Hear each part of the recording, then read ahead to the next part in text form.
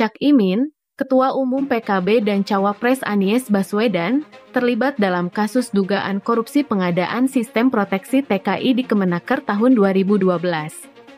Bagaimana perkembangan penyelidikan KPK dan apa tanggapan Anies Baswedan? Kasus dugaan korupsi pengadaan sistem proteksi tenaga kerja Indonesia (TKI) di lingkungan Kementerian Tenaga Kerja (Kemenaker) tahun 2012 kembali mencuat ke permukaan.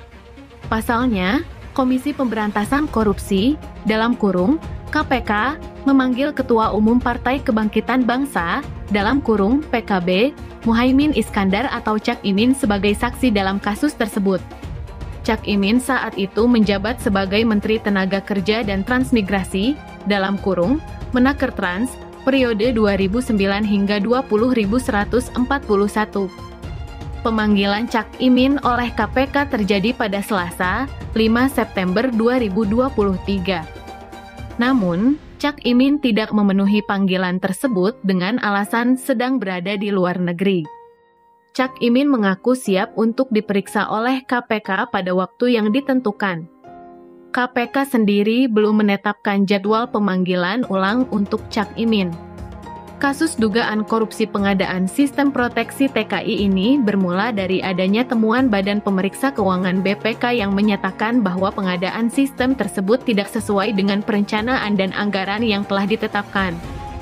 BPK juga menemukan adanya kerugian negara sebesar 22,8 miliar rupiah akibat pengadaan sistem tersebut.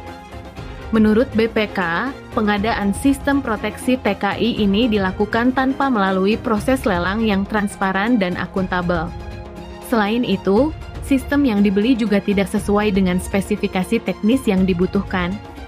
BPK juga menilai bahwa sistem tersebut tidak berfungsi dengan baik dan tidak memberikan manfaat bagi para TKI. Dalam kasus ini, KPK telah menetapkan 4 orang sebagai tersangka, yaitu mantan Direktur Jenderal Pembinaan Penempatan Tenaga Kerja dan Perluasan Kesempatan Kerja Binapenta dan PKK Reynaldi Hermansyah, mantan Direktur Penempatan Tenaga Kerja Luar Negeri PT KLN Nusron Wahid, mantan Direktur Pengawasan Norma Kerja dan Perlindungan Tenaga Kerja PN KPTK Muhammad Hanif Dakiri, dan mantan Direktur Pengembangan Sistem Informasi PSI Agus Susanto. Keempat tersangka diduga menerima suap dari PT Sisindokom Lintas Buana, perusahaan yang mendapatkan kontrak pengadaan sistem proteksi TKI senilai 122 miliar rupiah. Suap yang diberikan berupa uang tunai sebesar 9,45 miliar rupiah dan fasilitas perjalanan ke luar negeri sebesar 1,8 miliar rupiah.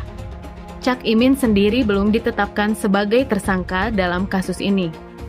Namun, nama Cak Imin sempat disebut-sebut oleh salah satu saksi, yaitu Dharmawati, Direktur PT Sisindokom Lintas Buana. Dharmawati mengaku bahwa uang suap yang diberikannya kepada pejabat Kemenaker Trans juga diminta oleh Cak Imin. Dharmawati mengklaim bahwa Cak Imin meminta uang sebesar 10 miliar rupiah untuk kepentingan politiknya. Pemanggilan Cak Imin oleh KPK ini menimbulkan spekulasi bahwa ada motif politik di baliknya. Pasalnya, Cak Imin baru saja mendeklarasikan dirinya sebagai cawapres Anies Baswedan dalam Pilpres 2023. Koalisi Perubahan untuk Persatuan (KPP) yang mengusung pasangan Anies Cak Imin menilai bahwa pemanggilan Cak Imin merupakan upaya untuk melemahkan elektabilitas mereka. Anies Baswedan sendiri mengaku tidak khawatir dengan pemanggilan Cak Imin oleh KPK. Anies mengatakan bahwa ia percaya KPK menjalankan tugasnya dengan profesional dan tidak ada campur tangan politik. Anies juga menegaskan bahwa ia dan Cak Imin siap untuk bersih-bersih dari korupsi dan membawa perubahan bagi Indonesia. Sementara itu, KPK membantah bahwa ada muatan politik dalam pemanggilan Cak Imin.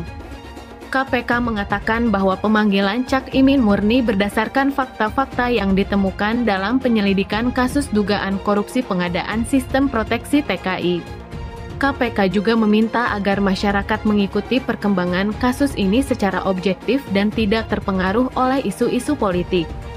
Kasus dugaan korupsi pengadaan sistem proteksi TKI ini masih terus bergulir. Belum diketahui apakah Cak Imin akan dipanggil kembali oleh KPK atau tidak.